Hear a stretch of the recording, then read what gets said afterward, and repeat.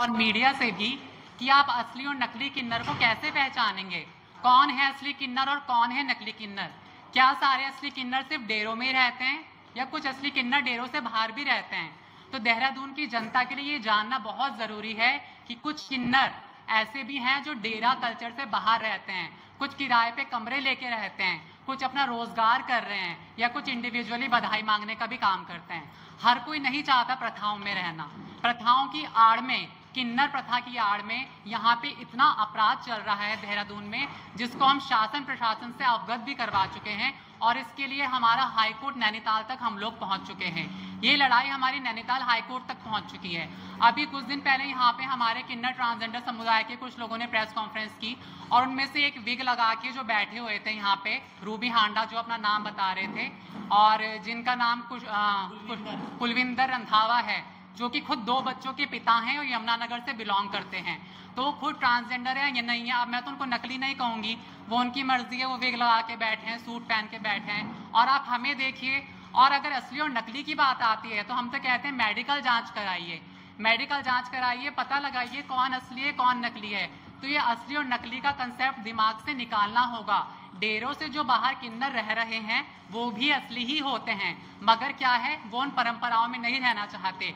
क्यों हम उन परंपराओं का खंडन करते हैं? क्योंकि किन्नर कल्चर में बाल काटने की परंपरा है, मारने पीटने की परंपरा है, माथे पे सिक्का गरम करके लगाने की परंपरा है।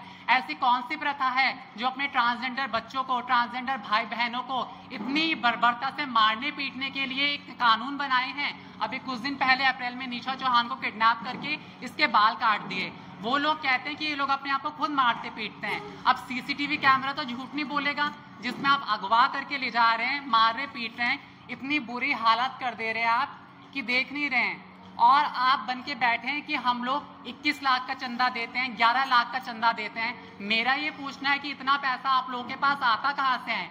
आखिर हिजड़ों के पास, सन्यासियों के पास, एक तरीके से हम भिक्षावृत्ति करते हैं, उनके पास इतना पैसा कहाँ से आ रहा है? ये देहरादून की, उत्तराखंड की आम जनता को लूट के पैसा आ रहा है।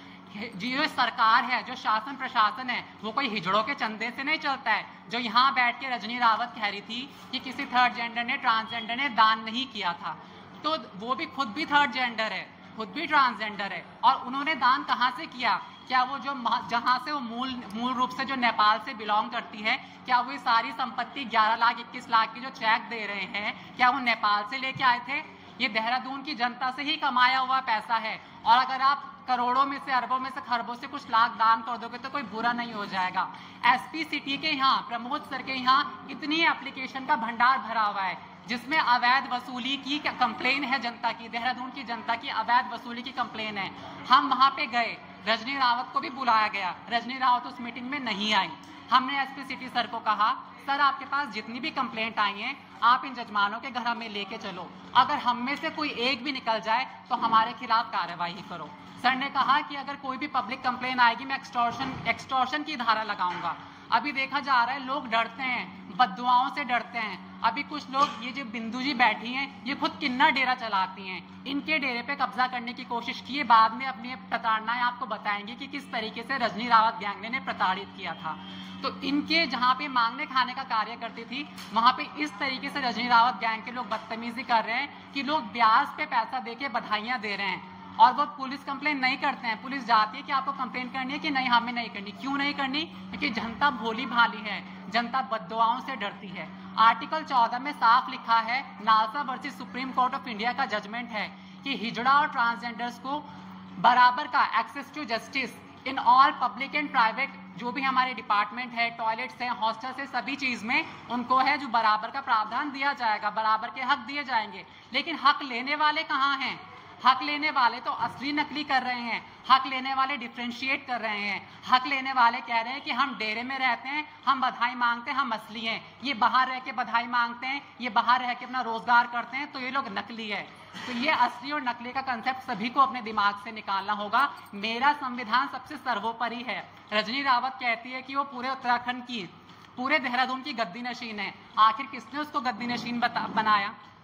हम उसको अपना अभिभावक नहीं मानते हैं। कोई रजनी रावत को हमें से अपना अभिभावक मानता है? हम उसको नहीं मानते। मार मार के कोई हमें हमारा बाप नहीं बन सकता, हम नहीं मानते हैं। क्यों हम किसी को उपाधि दें? क्यों हम किसी को गद्दी दें? और कौन होता है रजनी रावत अपने आप को गद्दी नशीन कहने वाला? और गद्दी नशीन होगा तो अपने घर तक होगा। अपनी जिंदगियों के मालिक हम लोग खुद हैं।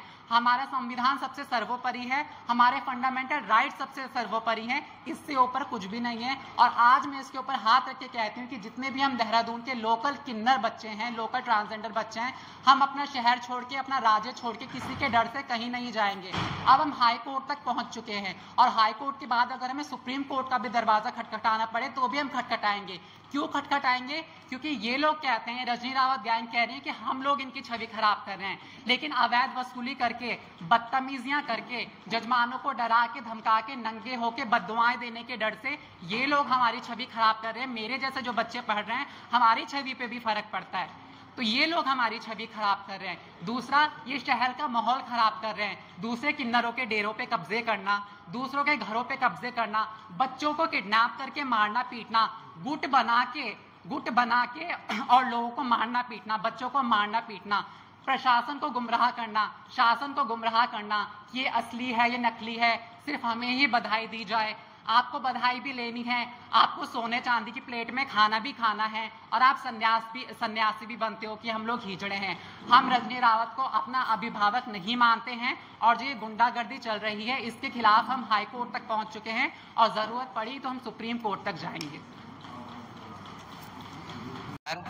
देहरादून बाईपास रोड, हसनपुर, किन्नर मठ से हूँ। मेरे गुरुजी अभी पिछले 31 जुलाई को खत्म हुए, उनका निधन हुआ। उसके बाद में किन्नर परंपरा के अनुसार जैसे होता है, किन्नर मेरे घर पे आए, रजनी रावत लोग सब आए। इन्होंने पहले मेरे मठ पे कब्जा करना चाहा। कब्जा करने के बाद में जब मुझे लगा कि ये कब्जा कर रहे, तो मैंने 112 पे कॉल करके पुलिस बुलाई, इनको वहां से निकाला। उसके बाद में ये जबरन से जितना क्षेत्र मांग खा के हम लोग अपनी गुजर बसर करते थे, मेरे गुरुजी करते थे, उनके साथ में करती थी। उसके बाद इन्होंने अपने गुंडे, मवाली, दुनिया भर के 4-4, 6-6 गाड़ियों में अपने किन्नर सब बस्तियों में दौड़ा रखे हैं। जजमान बहुत परेशान है, क्योंकि देखो मेरे पास गरीब जनता है, बाईपास रोड का इलाका है, तो हमने कभी लड़कियों में बधाई नहीं मांगी। ये लोग लड़कियों में भी बदतमीजी कर करके नजायज ले रहे, नजायज वसूली कर रहे। जजमानों की शिकायत बहुत आती है। मैं भयभीत हूँ, क्योंकि मेरे पास कोई बंदा भी नहीं है फालतू। जो मेरे 2-4 चेले थे, इनके डर के मारे वो भग गए, मेरा डेरा छोड़ के भग गए। मेरे साथ में कोई भी अनहोनी होती है, कोई भी बात होती है, इसकी जिम्मेवार ये रजनी रावत है और इसका पूरा गैंग है। और एक बात और मैं कहना चाहती हूँ कि ये जो कहती है कि मैं पूरी समस्त देहरादून की गद्दी क्षेत्र की मालक हूँ, कोई बात नहीं, मालक है तो तू कोई ऐसा चीज पेश करना कि हम पीछे हट जाएं। अगर तूने कोई चीज तुझे किसी सरकार से मिली है, या कोई कोर्ट ने दी है, या कोई किसी चीज ने तुझे दिया है कि भाई पूरा क्षेत्र तू ही मांगता, परेशान किया जा रहा है। 3-4 महीने हो गए, मैं बहुत दुखी हूँ और मैं शासन प्रशासन से ये कहना चाहती हूँ कि मेरी जान की माल की रक्षा करी जाए। इसने दुखी कर रखा हमें, हम अपने घरों में सेफ नहीं है, हम अपने घरों में सेफ नहीं है, हम खा नहीं सकते, कमा नहीं सकते। या तो इसके अंडर में रह के इसके बातों को फॉलो करो, हम पे नहीं होता बर्दाश्त। इसने बहुत गुंडागर्दी मचा रखी है। मैं शासन प्रशासन से यही गुहार लगाना चाहती हूँ कि हम लोग भी किन्नर हैं, हम लोग भी अपने गुरुओं की सेवा करें, उनके नीचे रहे। उनके मरने के बाद में हम अपने घर के मालक क्यों नहीं है? रजनी रावत अपनी धौंस और अपनी हेकड़ी से हमें जबरदस्ती भगाना, लूटना चाहती है। मैं सरकार से यही विनती करना चाहती हूँ कि इस रजनी के रावण राज से हम हिजड़ों को और ये ट्रांसजेंडर बच्चे जितने देहरादून के हैं, इनकी रक्षा करी जाए, इनकी सुरक्षा करी जाए। इससे ज्यादा मैं कुछ नहीं बोलूंगी। अब भी रुकने का नाम नहीं ले रहे हैं। गाड़ियों में 10-10, 15-15 बाउंसर भर के, गुंडे बदमाश भर के, और रजनी के जितने भी गुट के लोग हैं, वो लोग अब भी मुझ पे हमला करने से चूक नहीं रहे। वो सोच रहे हैं कि किस तरह मौका मिले और फिर से वो किसी बड़ी वारदात को अंजाम दे। और मैं हाई कोर्ट की और प्रशासन की एक शुक्रगुजार हूं कि मुझे सुरक्षा दी गई, जिससे कि मैं खुद को थोड़ा सा फील कर रही हूं कि मैं सेफ हूं, लेकिन मैं कहीं तक सेफ नहीं हूं। अब भी वो लोग किसी बड़ी घटना को अंजाम देना चाहते हैं। और मैं एक बात और कहना चाहती हूं कि रजनी रावत मूल निवासी राम बहादुर नेपाल का जो कि रहने वाला है, वो मुझे ये कहता है कि मैं एक पुरुष हूँ, मैं शादीशुदा हूँ, मैं 1-2 बच्चों का पिता हूँ। अगर मैं पुरुष हूँ तो ये रजनी रावत ने दिया है, साइन करे हैं, जो कि मेरी गुरु ने मुझे कुछ टाइम पहले अपना नाचने गाने का कार्य करने के लिए कुछ थोड़ा सा क्षेत्र दिया था, जिसमें कि ये रजनी रावत का भी अंगूठा है और इसमें रजनी रावत के भी साइन है। तो मैं ये कहना चाहती हूँ, अगर मैं पुरुष हूँ और रजनी इस तरह के अपने अंगूठे और साइन करके एरिया डिवाइडिंग करती है, उसको ये अधिकार किसने दिया? और क्या अगर मैं पुरुष हूँ तो उसके घर में इतने सारे जो लोग हैं जिनको वो गलियों में क्षेत्र में मांगने के लिए उगाई करने के लिए भेजती है, वो सारे पुरुष हैं? वो कौन है, कहाँ से आए, उनका मूल निवास कहाँ का है? उस चीज के बारे में सरकार से कहना चाहती हूँ। अगर जब रजनी ने ये मुहिम छेड़ी है असली और नकली की, तो सरकार, शासन, प्रशासन, देहरादून में सभी की डिस्ट्रिक्ट में जितने भी ट्रांसजेंडर है सभी की मेडिकल जांच हो, जिससे ये पता चले कौन असली है और कौन नकली है, और इसकी अवैध अपूर्ण संपत्ति की भी सरकार जांच करे। मैं यही कहना चाहती हूँ। नमस्कार करती हूँ, मेरा नाम शिखा है और मैं विकासनगर से हूँ। मैं सिर्फ इतनी बात कहना चाहती हूँ कि अभी बीते दिन 3-4 दिन पहले रजनी रावत ने यहाँ पे प्रेस कॉन्फ्रेंस करी। अपने साथ में उन्होंने किन्नरों को बैठाया। उनमें से एक लड़का था जो कपड़े पहन के बैठा हुआ था, रूबी हंडा, और उनके साथ में जो और 2-3 किन्नर आ रखे थे। ठीक है, मेरा मतलब सिर्फ कहने का ये है, अभी 3 साल पहले दिल्ली के अंदर एक बहुत हाई प्रोफाइल मर्डर केस हुआ था एकता जोशी जी का। बाद में वो सब सुलझ गया, पुलिस ने सब गुत्थियां को सुलझाया। उनमें कुछ लोग किन्नर इन्वॉल्व थे जिन्होंने सुपारी दे करके उन एकता जोशी जी को मरवाया था। आप मीडिया में उसमें यूट्यूब में जाके देख सकते हो, कम से कम 500 हजारों वीडियो होंगी, और उस वीडियो के अंदर एक नाम आता है कमल। वही कमल जो यहाँ पे बैठी हुई थी। मेरा कहने का मतलब ये है कि ये इस तरह के क्रिमिनल किन्नरों को, जो क्रिमिनल प्रवृत्ति के जो लोग हैं, ये उत्तराखंड में बुला बुला के शय दे करके रजनी रावत ये क्या करवाना चाहती है। ये इनके शूटरों से, डासना जेल के रहने वाले कॉन्टेक्ट किलरों से इनके संपर्क होते हैं। और मैं ये बात खोलना चाहती हूँ कि इनका कोई भरोसा नहीं है। किसी शूटर को पैसे देके किसी को, हम में से किसी के साथ भी ये घटना को अंजाम देने की कोशिश कर सकते हैं आने वाले टाइम में, क्योंकि इस तरह के क्रिमिनल किन्नर यहाँ पे आएंगे, इसके बराबर में बैठेंगे और आकर के यहाँ पे उल्टी सीधी पट्टियां पढ़ाएंगे, उल्टी सीधी बाइट देंगे, मीडिया में बोलेंगे ये असली है, ये नकली है, ये वो है। तो ये चीज़ बिल्कुल गलत है और क्रिमिनल प्रवृत्ति के लोगों को यहाँ आने के लिए भी बिल्कुल इजाज़त नहीं देनी चाहिए। जब साफ मना किया है कि बाहर के लोग यहाँ नहीं आएंगे, तो ये अपने घर में बुला के ये क्या मीटिंगें करती है, क्या करवाना चाहती है। आने वाले वक्त में, आने वाले टाइम में बहुत बड़ा खतरा मंडरा रहा है। किसी के साथ में कुछ भी हो सकता है। अगर कुछ गलत होता है, किसी के साथ में कोई घटना घटती, कोई मरता है, कुछ होता है, इसकी जिम्मेदारी रजनी रावत होगी, इसके घर में बैठने वाले किन्नर होंगे। प्रेस वार्ता हमने पहले भी की है और सभी का अधिकार है कि वो प्रेस वार्ता कर सकते हैं और जनता के सामने अपनी आवाज़, अपनी बातों को रख सकते हैं। देखिए, ये 2024 चल रहा है, नालसा का जजमेंट आ गया है, ट्रांसजेंडर प्रोटेक्शन एक्ट 2019 और 20 बन चुका है। अब ये नकली और असली, यानी जो डेरे में रहने वाले हैं सिर्फ वो असली हो चुके हैं और जो बाहर इंडिविजुअल ट्रांस रह रहे हैं वो नकली है। तो ये भेदभाव दूर करना होगा। इसके लिए अभी हम हाई कोर्ट तक पहुंच चुके हैं। रजनी रावत जैसे लोग देहरादून में बैठ के, प्रेस क्लब में बैठ के असली नकली जैसी बातें कर सकते हैं हमारे बारे में, लेकिन माननीय सर्वोच्च न्यायालय में और हमारे उत्तराखंड के न्यायालय में ये बातें नहीं चलेंगी असली नकली वाली। और रजनी रावत कहती है कि वो 850 साल पुराना उनके पास कोई कागज़ है। वो कौन से तामपत्र में कौन से मुगल शासक ने उनको कागज़ लिख के दिया और कौन से 850 साल पहले उनके गुरु जिंदा थे जो आज तक वो गद्दी चली आ रही है, मुझको ये समझ में नहीं आता, है ना। और 1947 में देश आज़ाद होता है, आप कौन से 800-850 साल पुराने की बात, कागज़ों की बात करते हैं। तो हम उनकी बातों का खंडन करते हैं। रही असली नकली की बात, हमारी मेडिकल जांच कराएं।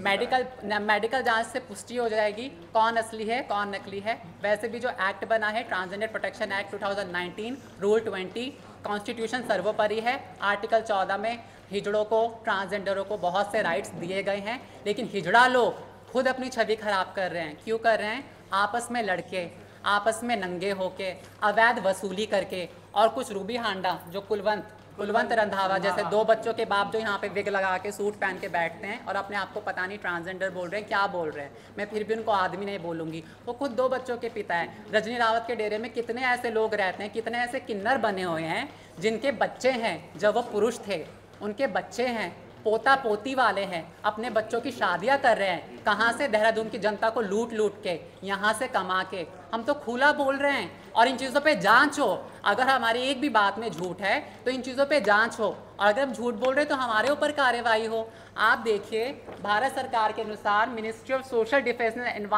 एम्पावरमेंट की तरफ से एक ट्रांसजेंडर ID कार्ड जनरेट होता है।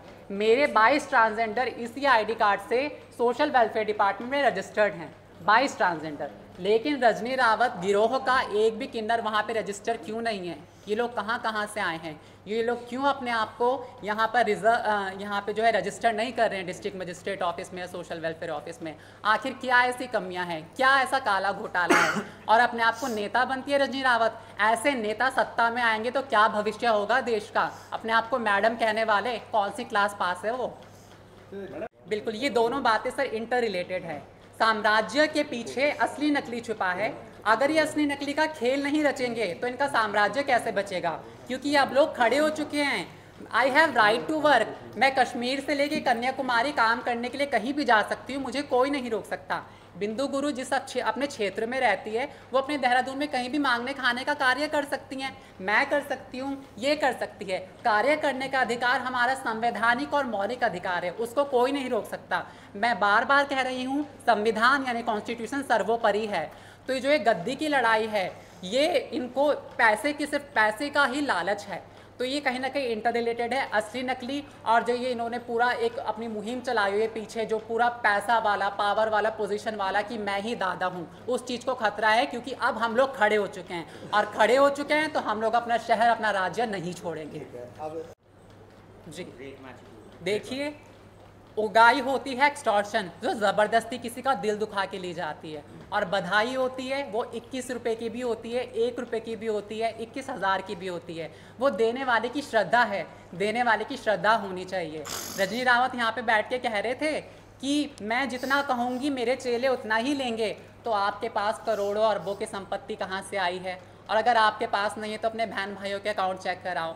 हमने SP सिटी सर के सामने बात रखी है कि हमारे अकाउंट चेक करें, हमें सर्विलांस में रखें अगर हम अवैध वसूली करते हैं तो मेरा मानना यही है, उगाही बिल्कुल गलत है, बधाई सही है। अगर बधाई कोई अपनी स्वेच्छा से, अपनी श्रद्धा अनुसार देता है तो दिल दुखा के कोई बधाई नहीं होती। जैसा कि अभी मलूकचंद शेरपुर के एरिया में हमारे बिंदु किन्नर जी निवास करते हैं, मौत शोक जताने के बहाने रजनी रावत इनके घर पे आती है। हमारे पास सारे CCTV फुटेज फ़ोटोज़ हैं। 10 बाउंसरों को लेके और कुछ अन्य किन्नरों को लेके अपने साथ आते हैं। वहाँ पे एक हफ्ते जुआ खेलते हैं, एक हफ्ते जुआ खेलते हैं। इनसे भी 1 लाख रुपया उधार लिया जाता है। ठीक है, तो ये क्या है? ये कब्ज़ा करना ही है। और ऐसे पता नहीं कितने डेरों पे कब्ज़ा किया है। इसलिए अब तक ये बिंदु गुरु जो थी, बिंदु किन्नर जी जो थी, ये रजनी रावत के साथ ही थी। आपने पहले इनको उनके साथ ही देखा होगा। लेकिन इनकी गुरु की मृत्यु हो जाने के पश्चात इनके घर पर, इनके इलाके पर उसने कब्जा करना चाहा। इसलिए इन्होंने 112 पे फ़ोन किया। 112 पे फ़ोन करने के बाद पुलिस ने आके उनके चेलों को, रजनी के चेलों को इनके घर से निकाला। उससे पहले निशा चौहान पे अटैक हुआ था। तो निशा चौहान पहुंच चुकी है हाई कोर्ट। हाई कोर्ट में निशा की रिट पिटीशन चल रही है प्रोटेक्शन को लेके। और उस प्रोटेक्शन में जज ने साफ कहा है कि हमें गुरु चेला शिष्य परंपरा से, किन्नर परंपरा से हट के हमें कार्यवाही चाहिए। क्यों चाहिए? क्योंकि कहीं ना कहीं जस्टिस जो हैं, जो वहाँ पे जज बैठे हैं, उनको भी पता है कि इलाकों के चक्कर में किन्नरों का आतंकवाद कितना बढ़ चुका है।